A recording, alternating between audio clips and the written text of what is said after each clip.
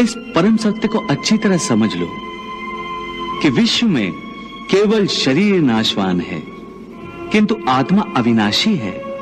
शरीर के मरने पर आत्मा नहीं मरती। आत्मा न कभी जन्म लेती है और न कभी मरती है।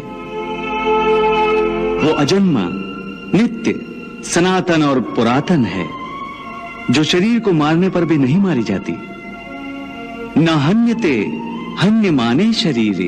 केशव, तुम्हारी बातें मेरी बुद्धि को भ्रम में डाल रही हैं। तुम दो बातें एक साथ कह रहे हो जो परस्पर विरोधी हैं। तुम कहते हो कि शरीर मर जाता है, परंतु शरीर का एक हिस्सा जिसे आत्मा कहते हैं वो नहीं मरता। नहीं अर्जुन, मैंने आत्मा को शरीर का एक हिस्सा नहीं कहा। मैंने कहा है कि आत्मा और शरीर दो अलग अलग चीजें हैं। जैसे तुम और तुम्हारा कवच दो अलग चीजें हैं। तुम्हारे कवच के दो टुकड़े हो जाएं, तो उसका यह अर्थ नहीं होता कि अर्जुन के दो टुकड़े हो गए।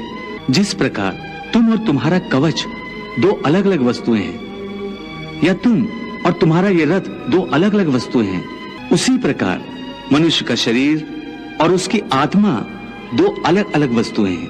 यूं समझ लो कि जिस रथ में अर्जुन बैठा है वो रथ अर्जुन नहीं है। अर्जुन तो वो है जो रथ में बैठा हुआ रथी है। ये ठीक है माधव कि अर्जुन रथ नहीं है। अर्जुन मैं हूं जो रथ में बैठा हुआ है।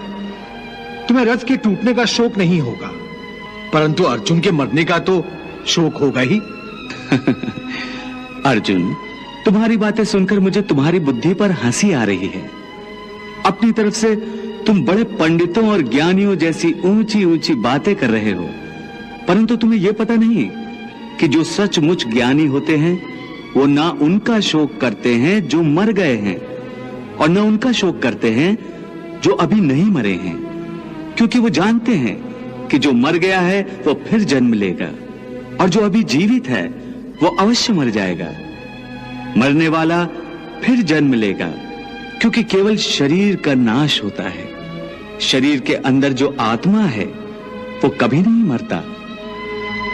हे पार्थ, इस संसार में दो ही वस्तुएं हैं, एक शरीर और दूसरा शरीर में रहने वाला शरीरी। जो शरीर में रहने वाला आत्मा रूप शरीरी है वो कभी मरता नहीं, और जो शरीर है वो सदा रहता नहीं। आत्मा एक शरीर छोड़ता है और दूसरा शरीर धारण कर लेता है, बिल्कुल वैसे ही जैसे मनुष्य पुराने कपड़े उतार कर